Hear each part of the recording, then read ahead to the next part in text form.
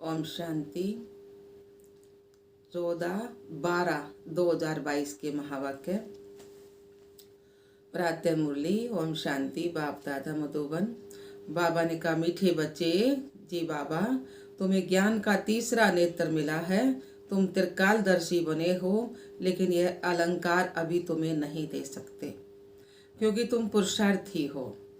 प्रश्न दिया बाबा ने, गृहस्थ में रहते कर्म अवश्य करना है, लेकिन किस बात की संभाल जरूर करनी है। उत्तर दिया बाबा ने, कर्म करते व्यवहार में आते अन्न की बहुत परहेज रखनी है। पतितों के हाथ का नहीं खाना है। अपने को बचाते रहना है। कर्म सन्यासी नहीं बनना है। बाबा ने क्या बोला? कर्म सन्यासी नहीं बनना है, लेकिन परहेज जरूर रखनी है। तुम कर्म योगी हो, कर्म करते बाप की याद में रहो तो विक्रम विनाश हो जाएंगे। ओम शांति। बाप बच्चों को बैठ समझाते हैं। जब कोई गीता आदि सुनाते हैं तो कहते हैं यदा यदाई धर्मस्य। जब जब धर्म की गलानी होती है तो अधर्म की वृद्धि होती है। धर्म की गलानी हुई ना, आदि सनातन देवदत्त धर्म की, तो अधर्म की वृद्धि हुई। तो तब भगवान आते हैं। बरोबर धर्म की गलानी होती है। गलानी माना निंदा। तो भारत में धर्म की गलानी और अधर्म की वृद्धि होती है।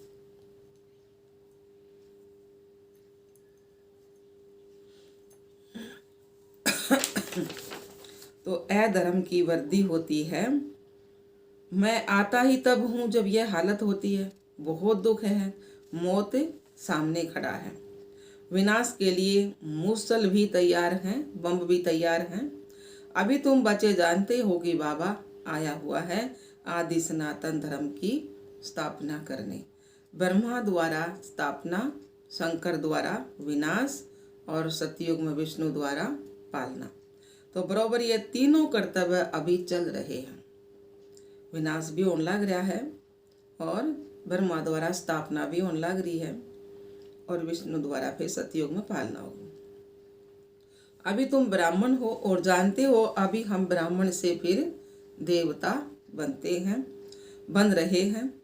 अभी शिव बाबा के पोतरे हैं। शिव बाबा का एक बच्चा, एक से फिर तुम कितने बच्चे बनते जाते हो। बाबा ने कहा, पतितों को पावन बनाने की सेवा तुम कर रहे हो। तो बाबा कह रहे हैं, यह है बेहद का यज्ञ। यज्ञ में सारी पुरानी दुनिया सवा हुई थी ना, तो इस यज्ञ के बाद फिर कोई यज्ञ होगा ही नहीं। यज्ञ में सारी पुरानी दुनिया सवा हुई थी, तो इस यज्ञ के बाद और कोई यज्ञ नहीं होगा। सतयुग त्रेता में कोई यज्ञ रचते ही नहीं है। यज्ञ रचते ही हैं विघ्नों को हटाने के लिए। यह तो बहुत भारी विघ्न है, तो इसके लिए बड़ा यज्ञ चाहिए ना। तो 100 साल का यज्ञ रच रखा है ना बाबा ने। तो बाबा ने कहा, यह है बेहद का यज्ञ। इसमें सारी पुरानी दुनिया की सामग्री जो भी है सब सवा होनी है। रुद्र अथवा शिव बाबा एक ही है। जैसे शिव का रूप है वैसे रुद्र का भी रूप है ना। तो श्री कृष्ण तो साकारी है। इसका सच्चा सच्चा नाम है ही शिव ज्ञान यज्ञ। तो बाबा ने कहा, शिव बाबा कहते हैं कि रुद्र बाबा नहीं कहते हैं। भोला भंडारी शिव बाबा को कहते हैं। यह शिव बाबा का यज्ञ है। उनसे हमें सृष्टि के आदि मध्य अंत की नॉलेज मिल रही है। तुम जानते हो हमको ज्ञान का तीसरा नेत्र मिला है ना। देवताओं को तीसरा नेत्र दिखाते हैं ना, परंतु यह है ज्ञान का तीसरा नेत्र जो तुम ब्राह्मणों को ही मिलता है। जिससे तुम देवता बनते हो वहां तीसरे नेत्र की दरकार ही नहीं है। परंतु तुमको तो दिखा नहीं सकते क्योंकि तुम पुरुषार्थी हो। चलते चलते भाग जाते हो, इसलिए जो फाइनल रिजल्ट वाले हैं उनको यह अलंकार दिए हैं। नहीं तो देवताओं के पास थोड़े शंख चक्कर आदि हैं। यह सृष्टि चक्कर के आदि मध्य अंत की नॉलेज तुमको सुना रहे हैं। तो बाबा ने कहा, उन्होंने फिर शास्त्रों में लिख दिया है कि सौदर्शन चक्कर चलाने से फलाने को मारा, तो यह किया। तो बाप कहते हैं, मैं तो पतितों को पावन बनाने आता हूँ, इसमें हिंसा की कोई बात नहीं है। तो बाबा ने कहा, कोई हिंसा की बात नहीं है, देवताओं का है ही अहिंसा परमो धर्म। श्री कृष्ण के लिए फिर हिंसा करना कैसे लिखा है? कैसे वंडरफुल चित्र बनाए हैं। वहाँ ही गीता सुनाते, राजयोग सिखाते, और वहाँ ही फिर किसको मारते हैं। शास्त्रों में अड़गम बड़गम सारी वो गलत सलत लिख दी ना बात। तो बाबा ने कहा, देखो कैसी वंडरफुल चित्र बनाए हैं, वहाँ ही तो गीता सुनाते और फिर राजयोग भी सिखाते। क्या है ना, गीता का ज्ञान कृष्ण ने दिया, दुनिया का है, लेकिन गीता ज्ञान किसने दिया? शिव बाबा ने दिया ना। तो वहाँ ही फिर किसको मारते हैं? लड़ाई के मैदान में फिर मारते भी दिखा दिए, चक्कर फिराया उससे मारे कह दे, है ना। तो बाप को तो याद करते ही इसलिए हैं कि आकर पतित दुनिया को पावन बनाओ।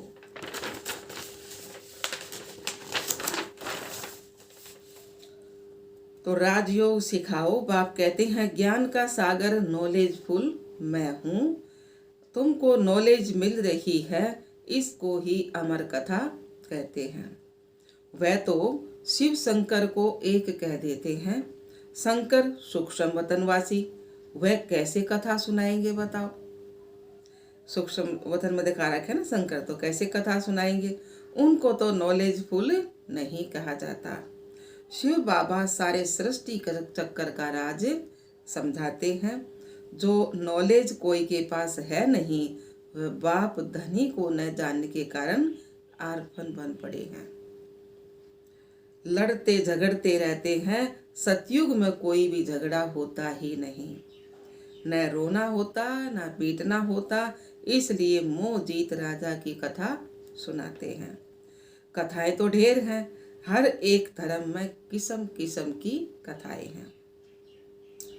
तो बाबा ने कहा, जो सब भक्ति मार्ग की सामग्री है, भक्ति करते हैं भगवान से मिलने के लिए, आधा कल्प भक्ति करते आए हैं, भगवान तो किसको मिला ही नहीं।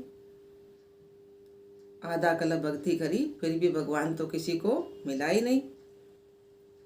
तो बाबा ने कहा, अब बाप ने तुम बच्चों को परिचय दिया है, तुम्हें फिर औरों को देना है। संसोज आदर, अगर जैसा आदर उसाए बच्चा पढ़ना है ना, तो बाप का परिचय दे, सबको नॉलेज बताते रहते हो। तुम हर एक बच्चे की बुद्धि में है कि शिव बाबा हमारा रूहानी बाप है। यह भी भक्ति मार्ग वालों को समझाना है कि तुम्हारे दो बाप हैं, एक लौकिक बाप है और दूसरा पारलौकिक बाप है, जिसको गॉड फादर कहते हैं, जिसने ये बेहद की रचना रची है। बाप से तो जरूर वर्षा मिलता होगा ना, वह है ही स्वर्ग की रचना रचने वाला। भारत पहले स्वर्ग था, इन लक्ष्मी नारायण का राज्य था। उनको यह राज्य किसने दिया? कलयुग अंत में कोई भी विश्व का मालिक है नहीं, यह है ही रावण का राज्य। खुद भी कहते हैं कि हमको राम राज्य, नई दिल्ली में देवी राज्य चाहिए। तो राम राज्य कब होगा? सतयुग और त्रेता में, और रावण राज्य द्वापर और कलयुग में। द्वापर से फिर भक्ति शुरू हो जाती है, विकार भी शुरू होते हैं, जिसकी निशानियां भी दी हैं। जगन्नाथपुरी के मंदिर में बाहर देवताओं के गंदे चित्र लगाए हैं, नंगे चित्र लगाए हैं ना। तो ताज तकत आदि वही है, सिर्फ चित्र विकारी दिखाते हैं। जब देवताएं वाम मार्ग में जाते हैं तो फिर धरती की उथल पाथल भी होती है। द्वापर युग में जब देवताएं वाम मार्ग में आएंगे, विकारी बनेंगे, पतित बनेंगे, तो धरती की वो उथल पुथल होती है। द्वापर में फिर उथल पुथल हो गए, फिर मिट्टी के मकान फिर बनेंगे ना ईंटा के। तो बाबा ने कहा, हाँ बाबा कह रहे थे ना कि उथल पुथल होती है। तो सोने हीरे के महल सब नीचे चले जाते हैं। पूजा के लिए कितना भारी मंदिर बनाया है। भक्ति मार्ग में आप पे ही पूज्य और आप पे ही पुजारी। तो ब्रह्मा बाबा ने द्वापर में शुरू मंदिर बनाया शुरू कराया ना।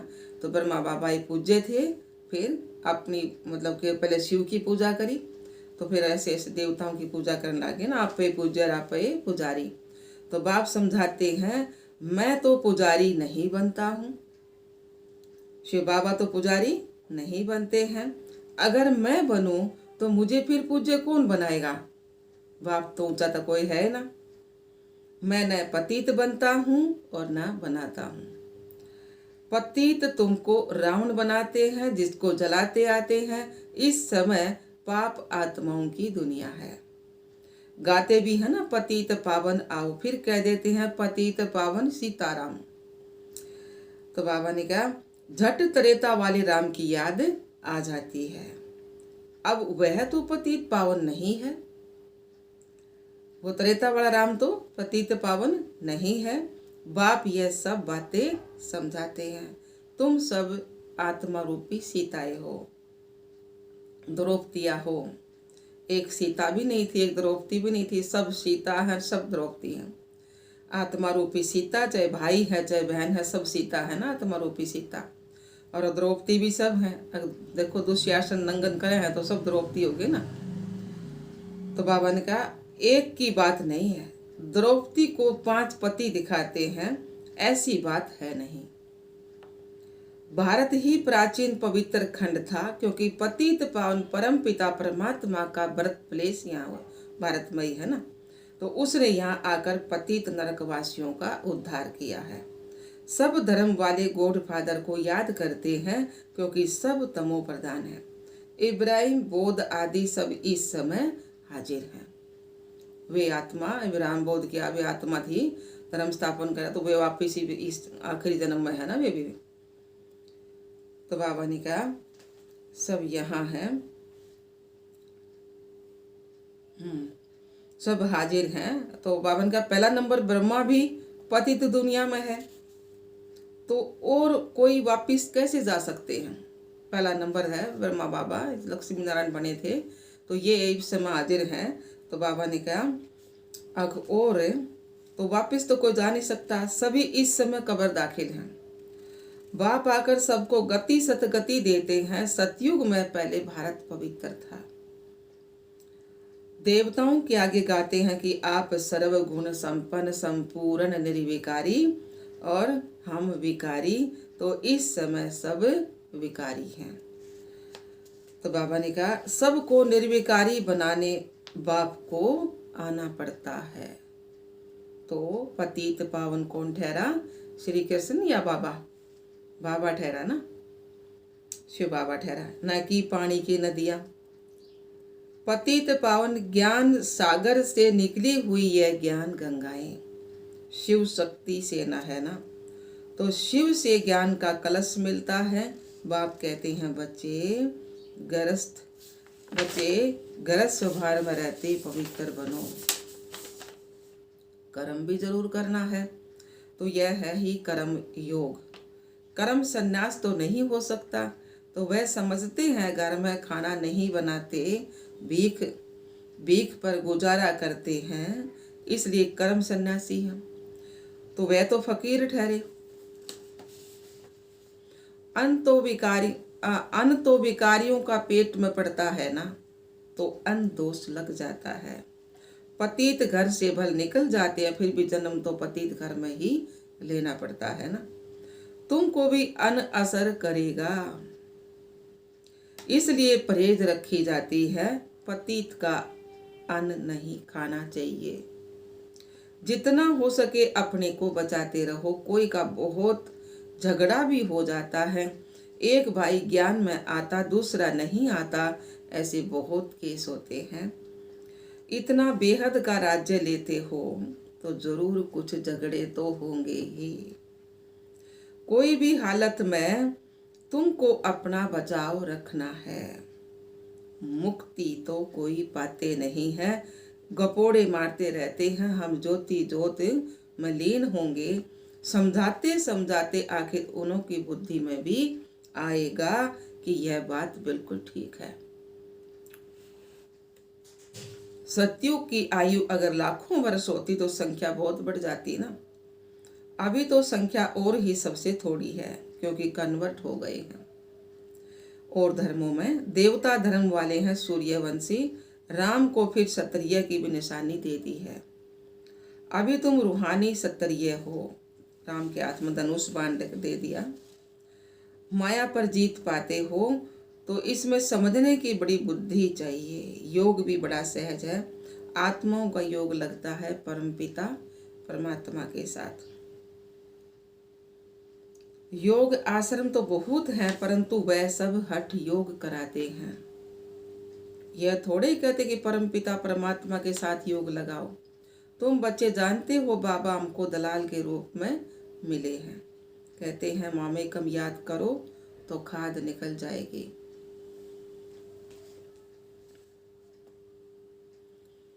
तो याद करते करते तो मुक्ति धाम में चले जाएंगे। बाप बैठ समझाते हैं बच्चे दुनिया का हाल देखो क्या हो गया है। तुम जो विश्व के मालिक थे अब बेघर बन पड़े हो, फिर बेघर टू प्रिंस बनना है।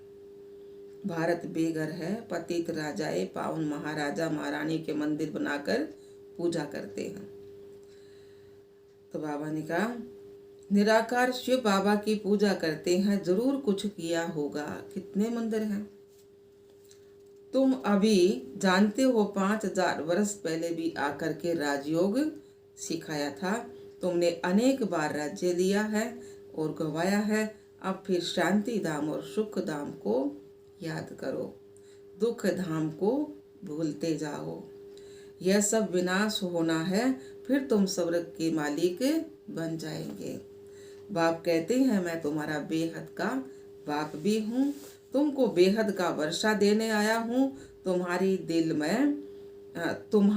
दिल में खुशी है। हम अपनी राजधानी श्रीमत पर स्थापन कर रहे हैं, परंतु है सारा गुप्त। रावण पर जीत पानी है। गाय भी जाता है ना, माया जीते जगत जीत। 5 विकारों पर जीत पानी है। 5 विकारों का संन्यास करना है, क्योंकि या तो एक बाप है ना। सबकी सतगति करने वाले सतगुरु बगैर तो घोर अंधियारा है। भारत में गुरु तो बहुत है, हर एक स्त्री का पति भी गुरु है, फिर इतनी दुर्गति क्यों हुई।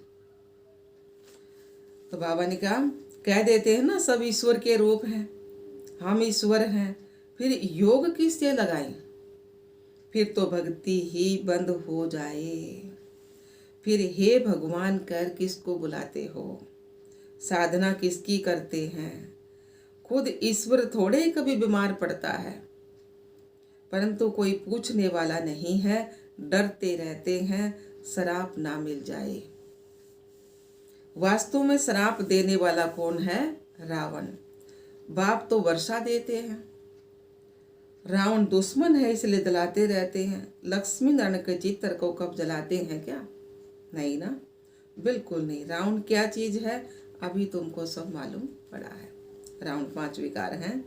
सतयुग में पावन प्रवृत्ति में सुख था। सतयुग में पवित्र प्रवृत्ति से सुख था। अभी पतित प्रवृत्ति है तो दुख है। अभी इनका विनाश होना है। तुम देखेंगे अर्थक्वेक आदि होती रहेगी। बाबा भी कहाँ तक बैठ शिक्षा देंगे, लिमिट तो होगी ना। राजा स्थापन होगी और विनाश होगा। अंत में तुम बहुत मजे देखेंगे। शुरुआत में से भी जास्ती। वह तो पाकिस्तान था, अभी तो विनाश का समय है। तुमको बाबा बहुत कुछ दिखाएंगे। फिर जो अच्छी रीति नहीं पढ़े हुए होंगे वह अंदर फटकते करते रहेंगे। क्या कर सकते हैं? कुछ भी नहीं। अभी जितना पुरुषार्थ करना है कर लो। बाबा ने कहा बाल बच्चों को तो संभालना ही है, कायर नहीं बनना है। कदम कदम श्रीमत पर चलना है और बाप को याद करते रहना है। बस इसमें ही मेहनत है। पापों का बोझा सिर से कैसे उतरे, उसके लिए सहज योग है। यह है ज्ञान बल, योग बल, जिससे माया पर विजय पाकर विश्व के मालिक बनते हो। अच्छा जी बाबा, मीठे मीठे सिखिलदे बच्चों प्रति माता पिता बाप दादा का याद प्यार और गुड मॉर्निंग। रूहानी बाप की रूहानी बच्चों को नमस्ते। हम रूहानी बच्चों की रूहानी बाप दादा को याद प्यार, गुड मॉर्निंग, नमस्ते नमस्ते नमस्ते जी। हम बाबा के बच्चे सदा रहे हंसते और हंसाते, पढ़ते और पढ़ाते, उड़ते और उड़ाते। अच्छा, शुक्रिया मीठे बाप दादा, शुक्रिया बाबा। धारणा के लिए मुख्य सार। पहला पॉइंट बाबा ने सुना, श्रीमत पर ज्ञान और योग बल से माया पर विजय पानी है। विनाश के पहले अपने विकर्मों को विनाश करना है। दूसरा पॉइंट है, बेहद का राज्य लेने के लिए हर बात में अपना बचाव करते रहना है। अन दोष से बहुत संभाल करनी है। वरदान दिया बाबा ने, संगम युग के महत्व को जान, श्रेष्ठ स्नेह की अनुभूति में समाने वाले संपूर्ण ज्ञानी योगी भव। संगम युग के महत्व को जान, स्नेह की अनुभूतियों में समाने वाले संपूर्ण ज्ञानी योगी भव। सार में बताया बाबा ने, संगम युग परमात्म स्नेह का युग है। इस युग के महत्व को जानकर स्नेह की अनुभूतियों में समा जाओ। स्नेह का सागर, स्नेह के हीरे मोतियों की थालियां भरकर दे रहे हैं, तो अपने को सदा भरपूर करो। थोड़े से अनुभव में खुश नहीं हो जाओ, संपन्न बनो। ये परमात्म प्यार के हीरे मोती अनमोल हैं, इससे सदा सजे सजाए रहो, क्योंकि यह स्नेह ही योग है और स्नेह में समाना ही संपूर्ण ज्ञान है। ऐसे रूहानी स्नेह का सदा अनुभव करने वाले ही संपूर्ण ज्ञानी योगी हैं। स्लोगन दिया बाबा ने, जो व्यर्थ की फीलिंग से परे रहता है वही मायाजीत बनता है। जो व्यर्थ की फीलिंग से परे रहता है वही मायाजीत बनता है। अच्छा, ओम शांति, ओम शांति।